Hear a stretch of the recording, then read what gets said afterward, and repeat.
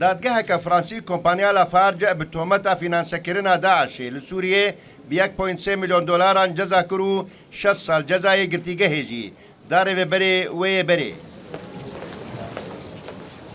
لافارج ji bo karker karmend û kar û xebata xwe lê navçeya Kobanî di navbera 2013 û 2014 de ji Daişê biparêze 6.5 milyon dolar dabûn çekdarên radîkal.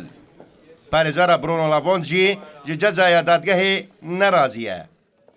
Alors on est toujours autant sous le choc quand on ام هینا جی هست به همان شوکê dikin dema em dibin dîdivanê biryareka hewqasî zalmane. Ev tundî li gor nebûna tu hiccetekî ji bo diyarkirina cezakirinê dibe biryareke bê delîl ji bo bighe encama cezakirinê. Ev biryareke dibêje diviya bo Bruno Lafond ne hatiba cezakirin. Biryareke desteserkirinê ya bi tu awayî nerawaye. Tu bingeheka wê ya rast nîne û xwe nas pêre tu yasayekî. جالێ خەبە نونەرا ڕێخستنە شێرپا یا نەحکومی رازیبوونا خوا لەسەر وی جەزایی ئانی زمان و دەهەمان دەمێدە داخوازا قەرەبووکردنە کارمەندێن سووریایی یەن لافارجێ کرد. on regrette que les salariés syriens n'aient pas été ام خمگینن کو مافê karmendên Sûrî bo wergirtina qerebûyê nehatiye naskirin. Lê dadgehê bawayekî rast tekez kir ku kompanyayê îdia kirbû ew ji bo parastina karmendên xwe li Sûriyê maye.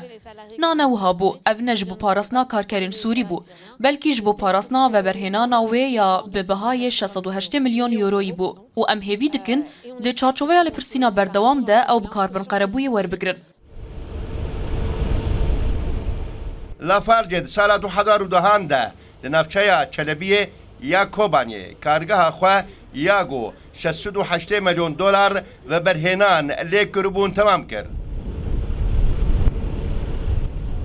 Rojnameyên Fransî sala 2017 de eşkere kiribûn ku ji bo kargeh veberhênana xwe bidûmîne di navbera salên 2012 û 2014 de baş daye rêxistinên wek El Nusra û Daişê. لولو خان روداو